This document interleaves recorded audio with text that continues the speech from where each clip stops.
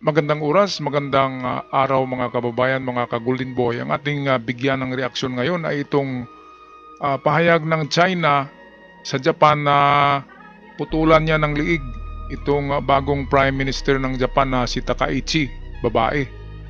At ang sagot naman ni Takaichi diyan ay tinatawag na digmaan ng salita. Ay matapang talaga tong Hapon eh. Ang sabi kasi ng Hapon nung una ay nitong bagong ministro ng Japan na si Takaichi. Ang sabi niya ay kapag inatake ang Taiwan, ang Japan ay didepensa katulong sa Taiwan dahil nga nanganganib din ang kanilang bansa dahil napakalapit lang niyan, 100 kilometers lang ang layo ng Taiwan sa Japan. Of course, kapag may gera sa harapan ng bahay mo, di ba? Makisawsaw ka na rin. Kung merong nagbarilan sa gate mo, ay siyempre lalabas ka rin, di ba, para titingnan mo, parang ganun yon mga kababayan. Kaya ito'y battle of words na ito, digmaan ng salita. Kasi matapang din ang Japan, ayaw din na magpaano. Okay, at bago tayo magpatuloy ay meron akong importanteng sasabihin sa inyo mga kababayan, mga ka-Golden Boy, na ang ating channel ay nakompromiso na. Ito ay sinabi ko sa inyo na napakaraming trolls na nag-report sa atin sa YouTube. Kaya ang nangyari ay inaksyonan ng YouTube ang ating channel. At ito'y isasara kung hindi ako makapag-comply within matagal. Within 2 months. I-comply ko yung explanation, apila para sa kanila. At kapag sila ay maniwala at mag-grant ay maibalik ang ating channel. Kaya for temporary channel ay gagamitin ko yung channel ko na Good News Daily TV at ang Art Lover Millennial. Para doon muna ako mag-upload ng pakunti-kunti habang maghintay tayo ng 1 buwan at hanggang 2 buwan para maibalik ang ating channel ng YouTube kung sila'y makontento sa ating apila. Maraming salamat sa pagtangkilik mga kababayan, mga ka-Golden Boy, at magpatuloy na tayo. Narito ang video, courtesy sa atin ni Shalky Parma ng Wayon News Channel. Our next story is from East Asia. Japan and China are locked in a new war of words. It began with a statement in Tokyo and has now turned into a diplomatic standoff. The issue? What happens if China attacks Taiwan? Japan's new Prime Minister Sanae Takaichi issued a warning. She said a Chinese attack on Taiwan could threaten Japan's survival. Those words marked a major shift in Tokyo's security stance. Past leaders in Japan avoided mentioning Taiwan directly. Ito mga kababayan, nung nakaraang Prime Minister ng Japan ay hindi sinabi yan ng Prime Minister ng Japan na kapag inatake ang Taiwan ng China ay lalaban sila para sa Taiwan. Hindi yan sinabi noon. Dahil napahayag, napaka-controversial niyan.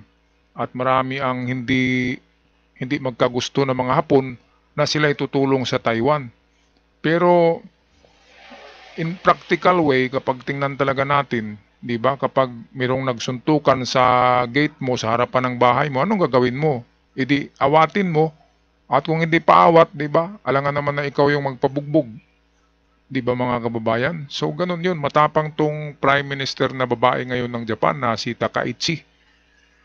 Kaya ang sagot dito ng spokesperson na si Jun Jakun ba yun? Jun Jakul?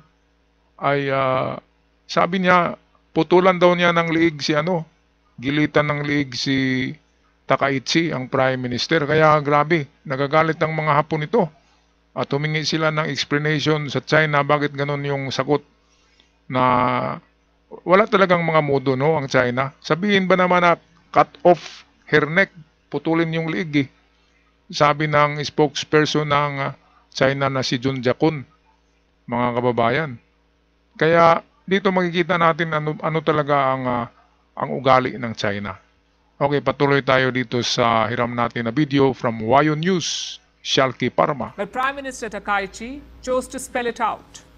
Beijing called her comments wrongful and dangerous. It lodged a strong protest with Tokyo. Then a Chinese diplomat posted a threat online. The message sparked outrage in Japan. Tokyo called it extremely inappropriate and demanded an explanation from Beijing. This exchange has heightened tensions and brought the Taiwan question. Here's what we know.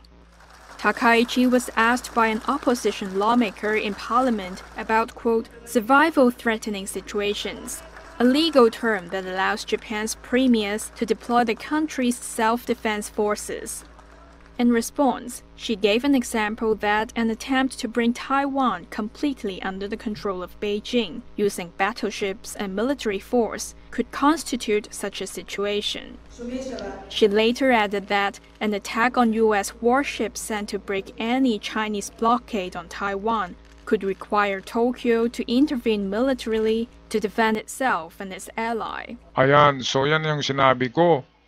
Di ba? Sabi ng Prime Minister ng Japan, Takaichi, na kapag sumabog yung mga battleship ng Amerika at Taiwan sa Taiwan Strait na sa karagatan na malapit sa Japan, ay wala silang magagawa kung dipinsahan ang kanilang karagatan.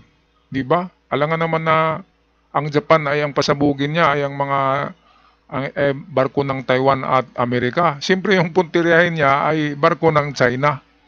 Kaya dito ang China ay nagagalit na sinabi nga ni Jun Jakun na yung spokesperson na mukhang sapatos. Sabi niya ay putulan ko ng liig yan si Takaichi. Kaya grabe, sobrang galit ang mga Hapon. Alam naman natin tong mga Hapon na mayroong warrior mentality yan na totoo. Mga lahing samurai yan lahing ninja. Meanwhile sa China ay ano lang sila, yung wolf strategy. Wolf warrior strategy or wolf warrior diplomacy. Style nung China ay parang wolf na medyo matapang daw pero yung pala bahagbuntot. Yun ang kanilang style. Pero ang Japan hindi. Kapag sabihin mo na gira yan walang joke yan dahil battle tested na nga ang mga Hapon noong World War II.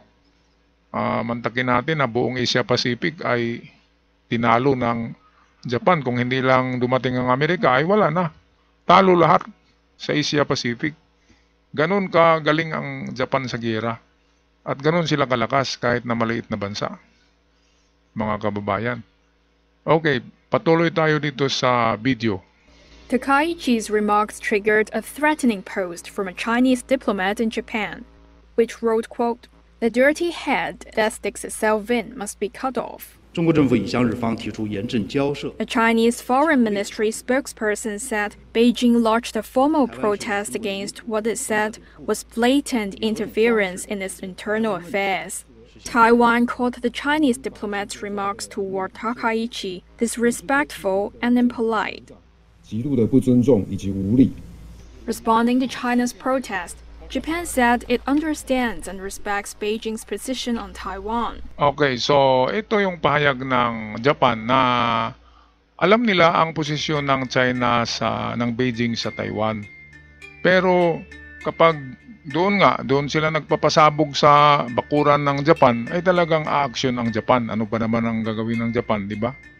Ang problema ngayon, ang Taiwan ay 100 kilometers lang from Japan.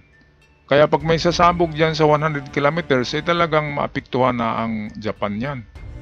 Kaya sabi ng Japan ay protektahan nila ang Taiwan para hindi maapektuhan ang survival ng Japan. Survival na kasi kung nakuha ng China ang Taiwan, Japan na naman ang kanilang aagawin, di ba? Gigirahin. Alam ng Japan kung ano ang style ng China. Katulad yan sa Pilipinas, nakuha na nila yung Mischief Reef, nakuha na yung Subi Reef. Ngayon kukunin nila ay ano na naman, Ayungin Shoal, Baho di Masinloc na sinasabi. Yun na naman ang kunin nila, pangatlong isla na yan ng Pilipinas. Mga kababayan, kaya kapag nakuha ng China ang Taiwan, siguradong yung mga isla-isla doon na malapit sa Taiwan, isla ng Japan, ay kukunin din yun ng China. Grabe talaga yung mga China na yan, kaya kailangan makatikim yan. Yang unang nakatikim tayo ngayon ng trolls Mga kababayan, ang ating channel ngayon, naka-broadcast pa ako, pero hindi na ito monetization at hindi na ako part of YouTube partner. At ako'y mag-apila muna, binigyan ako nila ng 1 month to 2 months na mag-apila bago nila isara. Kaya pakiusap ko ay subscribe nyo yung ating channel na Surigao-san at Art Lover Millennials. At isama nyo na rin itong channel ko na maliit lang ang subscribers. Ito yung Good News Daily TV. Maraming salamat mga kababayan, mga ka-Golden Boy. At expect nyo lang at every 3 days mag-upload pa rin ako dito sa Golden Boy. Kasi namimiss ko ang mga komento nyo dito. Kaya kita-kits na lang tayo doon sa dalawang channel, The Art Lover Millennials at saka yung Good News Daily. At lakip na rin sa channel na The Surigao-san. Ako'y magpaalam na. Maraming salamat sa lahat.